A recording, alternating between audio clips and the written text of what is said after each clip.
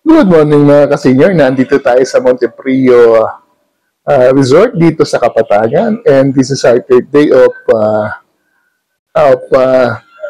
Tourism Promotions Board exploration of Davao del Sur.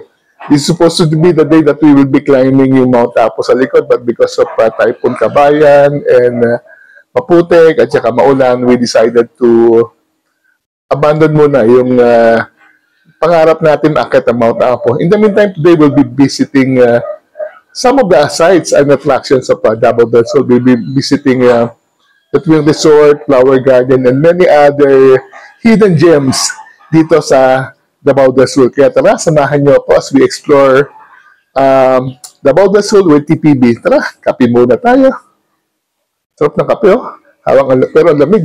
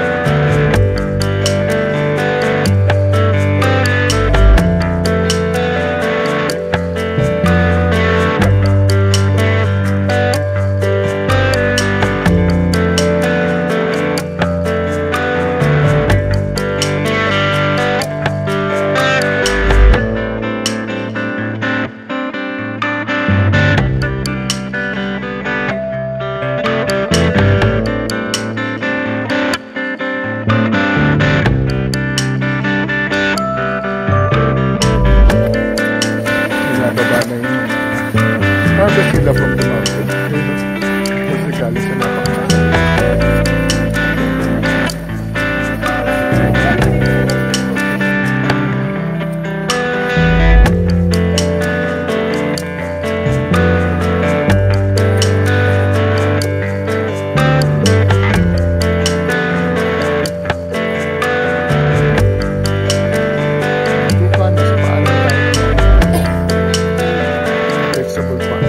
Punta na tayo sa ating first destination dito sa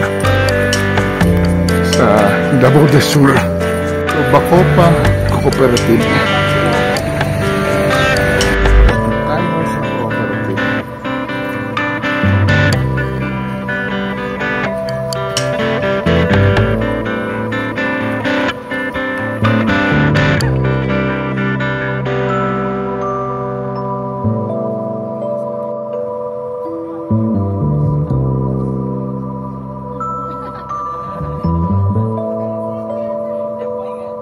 Coffee.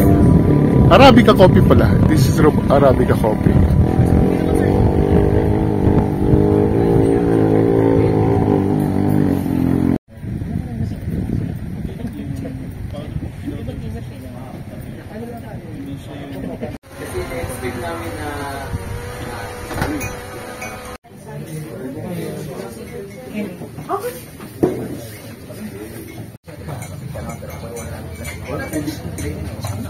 Maayong buntag, no? Maayong pag-abot diri sa moang lugar. Kuan kayo karon kay natunong ba nga medyo naglain ang panahon. So Very quick lang ang ato ang kuan, ato ang farm tour kay medyo steep food ang mga ato ang atuan karon. So, hello. Good morning sa tanan. Ako di ay si Jun Gonzales, ang chairman sa Bacofa Cooperative. Na-create ning grupo since 2013, no? With the help of particulars NGO. Ang nag-organize kinamo is si Kapwa Upliftment Foundation. Siya tong naka-discovery diri sa amo ang kuan community nga doon na day daghan Arabica coffee kay kaniadto man gud sa amo ang kuan diri sa among experience diri. Wala ang kape is just kuan pare-pareho lang og kuan sa aning mga vegetable ba, pare-pareho lang og kanang standing sa commodity. Murag makaharvest ka, baligya sa ubo, sana lang among kuan kaniadto. Pero pag abot sa atong time nga daghan na ang mga intervention gikan sa gobyerno, iabot na si DTI. Katong panahon na organize na gid mi as Bacofa Balutakay Coffee Farmers Association. So diha na kuan, diha gid na coin ang among name nga Bacofa kay Balutakay Coffee Farmers Association. So and then mao na to daghan na ang nagtabang nga mga NGO, mga government agencies like DA, Department of Trade and Industry, and then one particular nga NGO pagkahuman sa Kapwa Upliftment Foundation na human ilang program, here comes the ACDI VOCA. Sila gid ang nag-introduce pud sa mga into specialty coffee kay we go on trainings tanang mga kuan about aning varietals, aning coffee, Arabica. So na-enhance ang among kuan, na-enhance ang among panglantaw ba kumbaga sa kape kay among panglantaw gud sa una sa kape is just sa coffee nga kanang pagluto nimo diretso timpla and then humana. So dili lang dito natapos ang among kuan sa coffee kay na-introduce ning specialty coffee way back 2016. So dili pa kayo may yung nana ka-aware about specialty coffee. Then some of our staff and people sa organization is ni-undergo sila og trainings about specialty coffee. What is specialty coffee? Ang specialty coffee mao na karon ang pinaka-trend kumbaga sa coffee industry. Siya ang pinaka-trend kay gawas nga kuan siya, gawas nga nakatabang dako sa mga farmers kay tungod kay nitaas ang presyohan sa kape, mas naila o kumbaga nisikat ang amo ang organization dere tungod sa pag-produce of specialty coffee kay before wala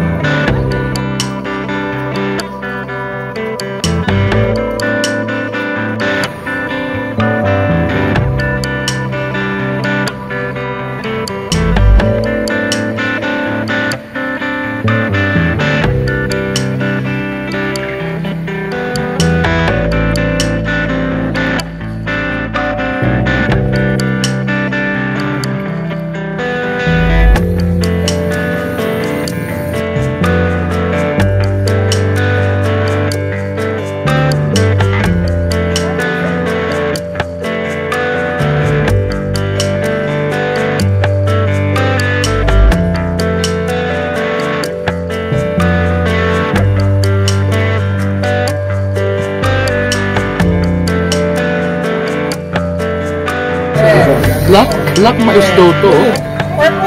Purple. Bakit black yung balat? Hindi ba sinunod lang? So, mag-a-attempt tayong kainin ang purple corn daw siya. Hindi ba?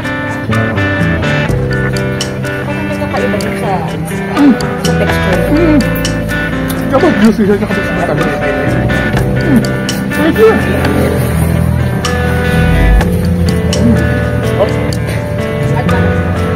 Malambot.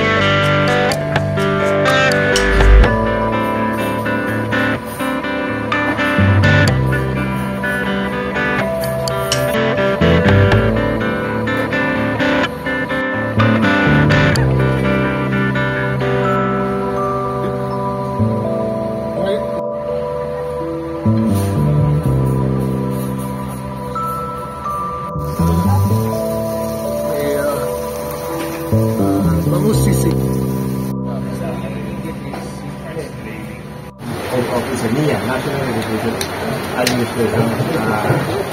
He was the director of Cotabato and Davao for quite some time. So before he passed, he told him we're going to name it after him. And he was able to open his business and we named it after his, he was fondly called Serpent. Serpent. Well, this is basically a farm to top coffee shop. We grow our coffee in our little farm there. We basically just sell the coffee here. We have excess harvest we sell.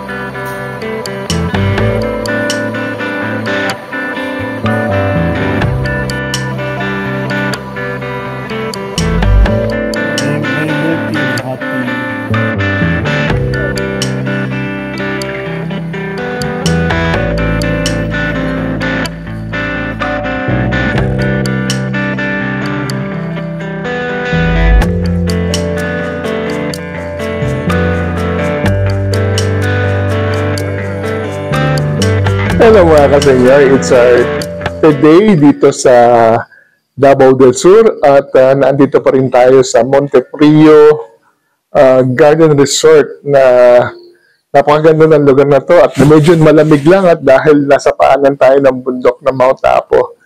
So, bad news, hindi tayo nakapunlakit sa planong climb sa Mount Apo dahil may bagyo si Kabayan. So, we decided to abandon and maybe postpone it for some other time, maybe February. At para makita natin finally ang Mount Apo na 2 beses na nating hindi nagagawa. In the meantime, maganda rin yung ginawa natin ngayong araw na to. Medyo relaxing at saka chill lang tayo dahil medyo maulan at medyo pagi at medyo maputik. So, ang in-arrange ng Tourism Promotions Board at saka Local Tourism Office ng Davao del Sur ay mga farm tour. So, ang unang natin pinuntahan ay ang Copa Cooperative Farm doon sa may Bantakay, sa may paan ng Mount Apo pa rin. So, nakita natin kung gaano ka-progresibo ang cooperative na to. They're producing probably the best Arabica coffee dito sa side na ito ng Mindanao. And this coffee is being used by some of the nasabi natin, some of the best coffee shops sa Davao at ngayon may mga export market na rin sila. So nakita natin kung paano siya ginagawa from coffee beans at saka kung paano siya niro-roast at saka paano siya pinapak. At natikman natin talaga napakasarap ng kapeng ino-offer nila. Pangalawa, we proceeded sa Twin Mountain View Resort. Tinawag na Twin Mountain dahil kita ang Mount Apo at saka Mount Batuto. Ang ganda ng view nakapaligid, although hindi natin nakita ang Mount Apo dahil talaga maulap. Nakita natin kung gaano kaganda yung surrounding mountains at saka yung mga plantation ng mga vegetable. At doon tayo kumain ng napakasarap na lunch. So, some of the vegetable na kinain natin na galing mismo sa farm. And then finally, pumunta tayo sa Uncle Ped's coffee shop. Another interesting coffee shop dito sa may paanan ng bundok ng Mount Apo. Sabi ng kanilang kape, Uncle Ped's latte, ang titigman natin, tsaka nakatikim tayo ng pizza. And then, in between, marami din tayo nagawa. Nakatikim tayo ng purple mais at nagpunta tayo sa isang parang view na tulad ng napuntahan natin sa Bali. So, hindi man tayo nakaakit ng Mount Apo ngayong araw na ito. Nagkaroon naman tayo ng very enjoyable day visiting some of the farms at saka some of the sites dito sa Davao del Norte. So, yun ang ginawa natin at nag-relax tayo at nakapagpahinga na ayos at nakapag-edit pa tayo ng mga video. In the meantime, I'd like to thank you very much for continuously watching my vlog. So, travel while you can. Until our next vlog, see you soon.